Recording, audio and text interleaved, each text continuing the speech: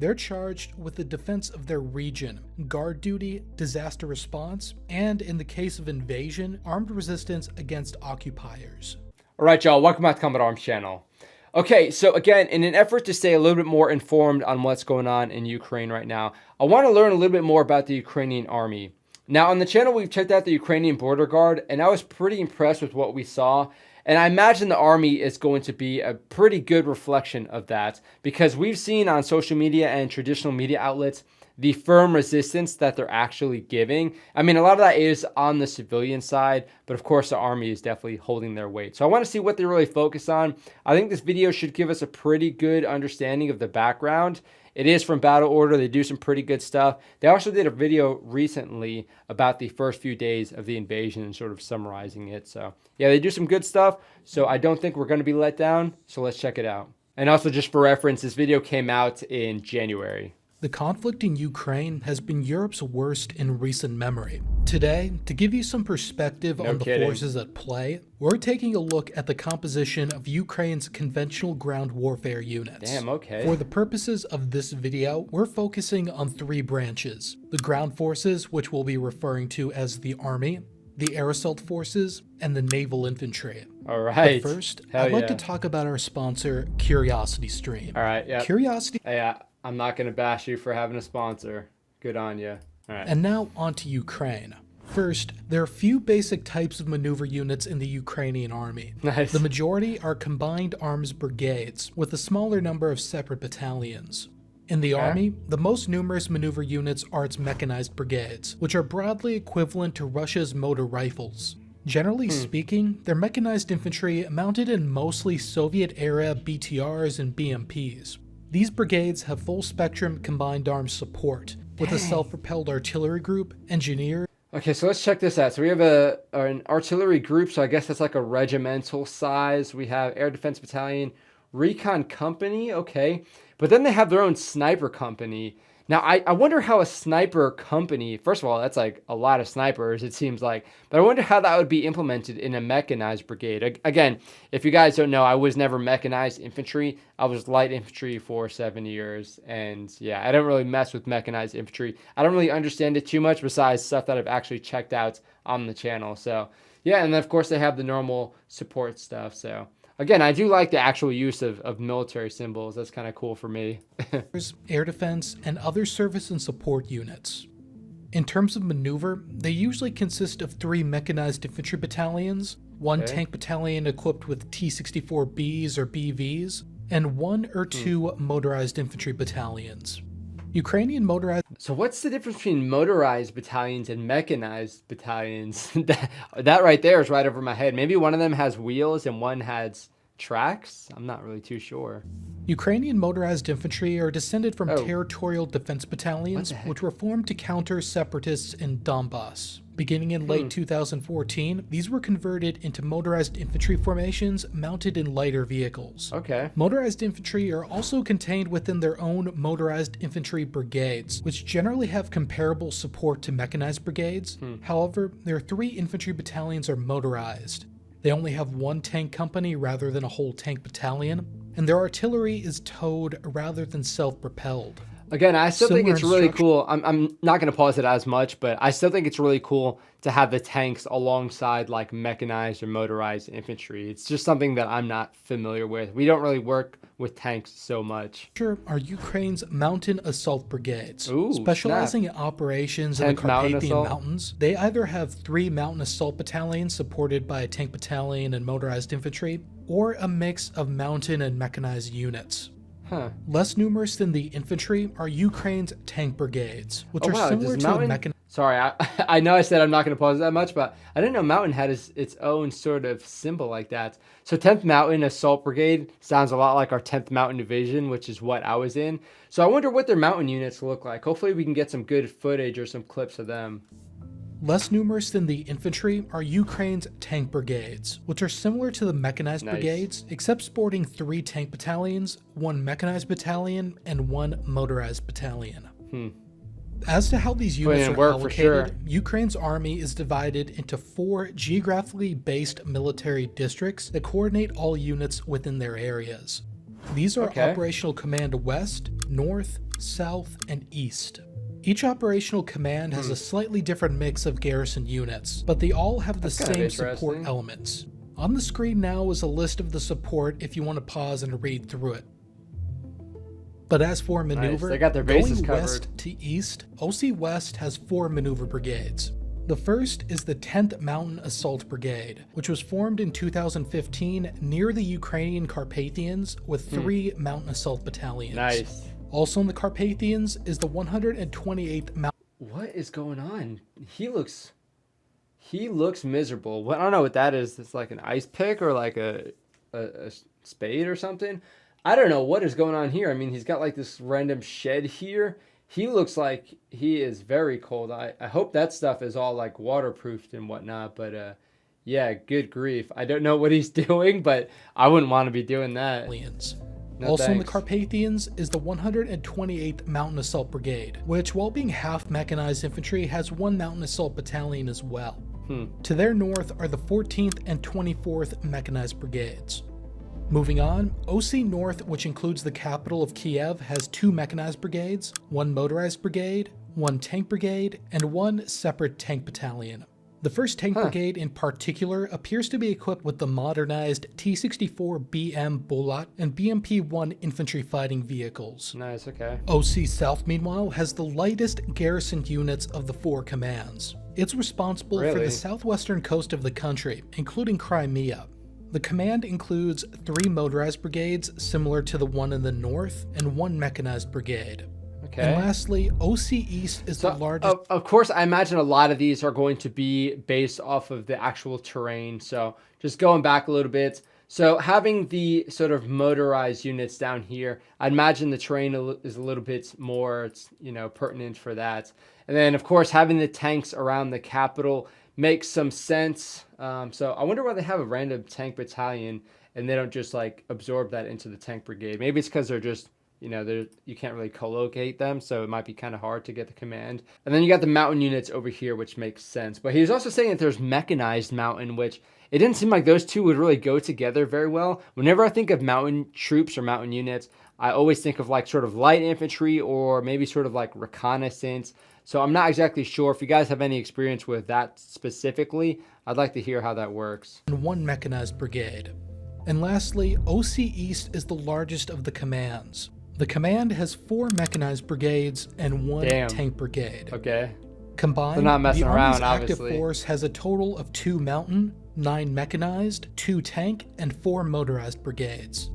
In addition to these active units, the Army has territorial defense brigades that it created in 2015.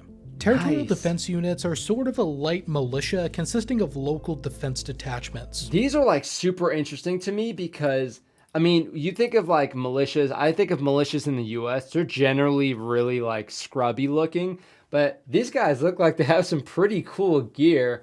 I mean, of course, it's not going to be uniform with the type of unit it is, but this dude has like cell tags and whatnot. Some of them have some really nice, like, looks like personal firearms as well. I'm sure all their weapons are actually, personal weapons. So yeah, it's kind of cool. Consisting of local defense detachments. They're charged with the defense of their region, guard duty, disaster response, and in the case of invasion, armed resistance against occupiers. Yes, Their sir. brigades generally consist of 6 territorial defense battalions, so it's a mortar legit, huh? battery, and modest combat support. OC West has 8 of these brigades. OC North has 7, OC South has No 5, kidding. and OC East has another 5. Damn, that's a lot. At the national level, the 4th Army Reserve Corps also supports the Army by maintaining a strategic reserve. This includes Damn, 3 okay, so tank there's a brigades, lot. 2 mechanized brigades, 2 motorized infantry brigades, and 2 artillery brigades.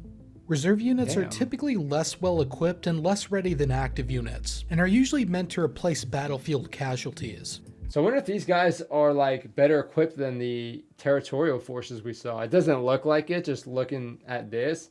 But it looks like the territorial forces are like a legit sort of military organization. But again, the uniformity wasn't really there, so I'm not really sure how that works specifically. But yeah, these guys definitely look like they're getting some of the hand-me-down kind of stuff. Of note, portions of the tank brigades have been equipped with the modified T-72s that were taken out of storage to supplement the standard T-64s.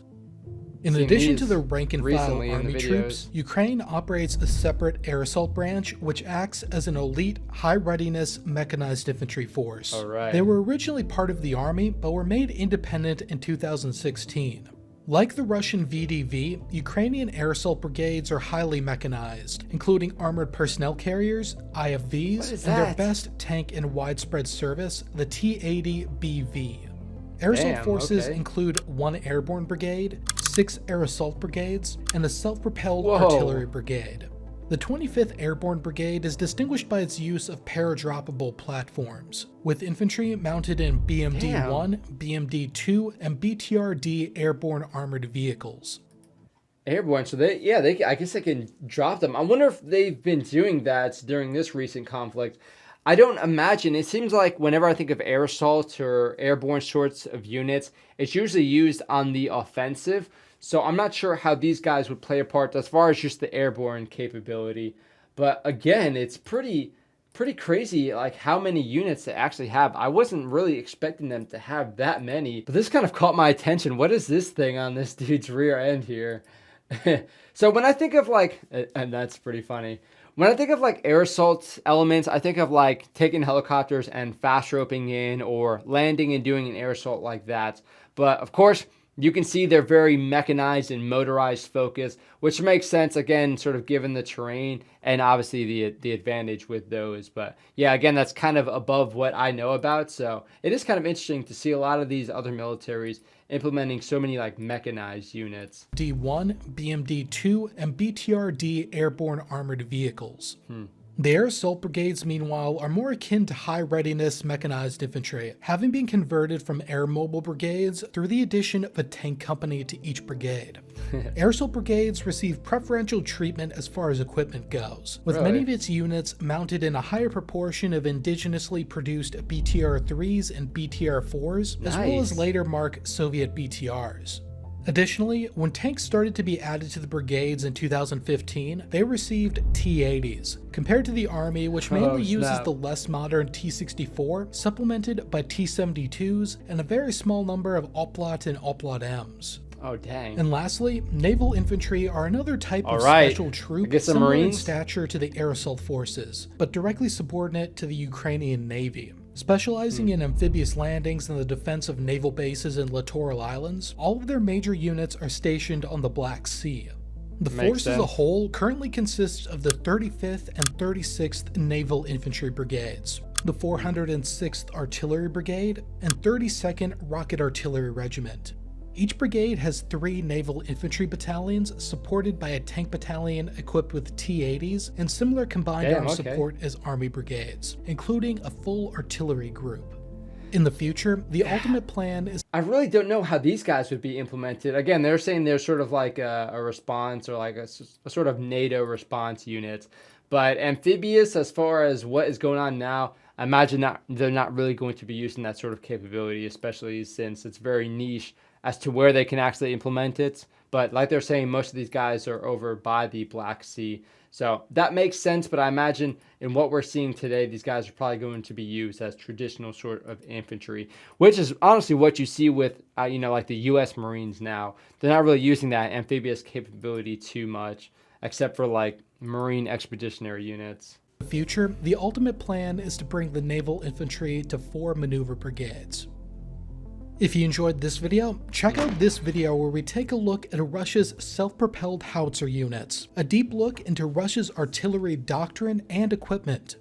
Alright, so again, that is exactly what I expected from this video.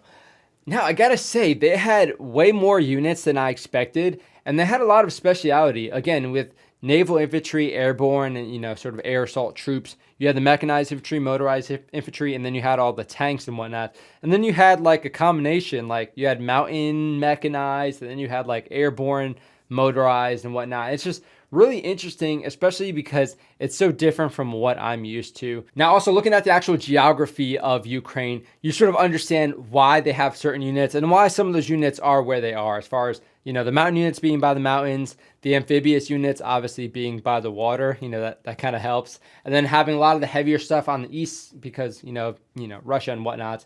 And then you have some other like tanks and some support elements over by the capital of Ukraine. So yeah, really interesting. Exactly what I wanted to see. So this is Ukraine's ground army. I gotta say, if they did a video on their air force, that would be really, really fascinating because they've been putting in some pretty impressive work.